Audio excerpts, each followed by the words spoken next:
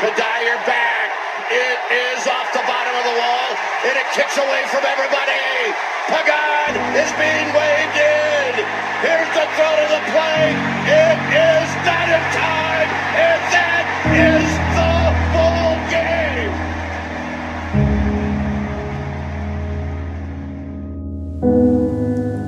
Je leden roku 1959, softballová sezóna je právě v zimní přestávce a v České republice se rodí 29.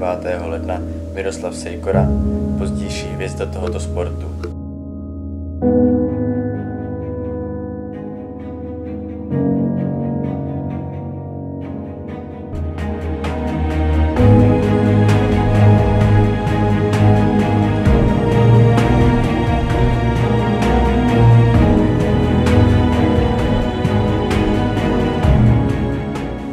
Někteří lidé mu házeli klacky pod nohy už od mládí, ale on dřel, co mohl. Běhal kopce, pálil stovky míčků denně a pracoval na první metě.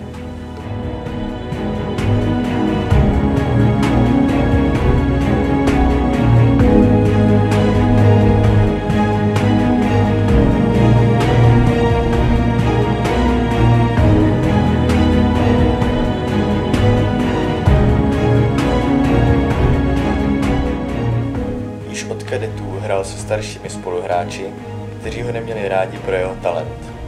On se ale nehodlal vzdát a šel za svým snem.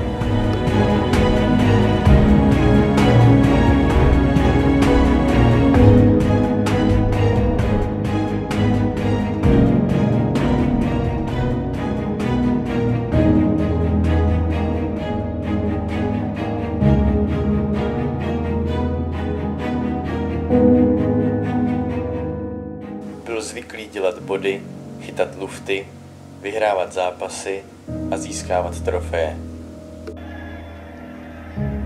Pagan hits one high and deep to right. Kadir back. It is off the bottom of the wall, and it kicks away from everybody. Pagan is being waved in. Here's the throw to the plate. It is not in time, and that is the ball game.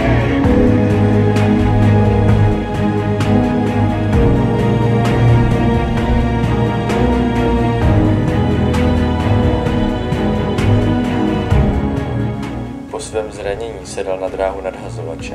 Začátky byly velmi těžké, ale jako se vším v jeho životě se dokázal vyrovnat a dokonce se vypracoval na jednoho z nejlepších v oblasti softballu.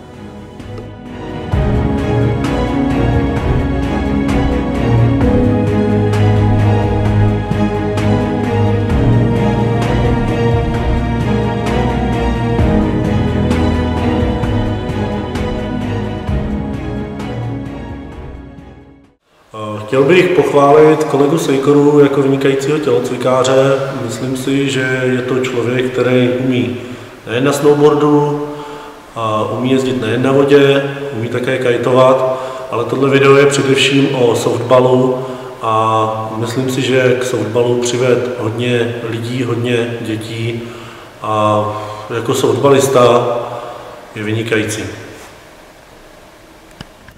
Takže Míra Sejkora je nejenom dobrý učitel a zodpovědný, ale i skvělý člověk, který mě naučil, jak hrát softball a vážím si ho moc.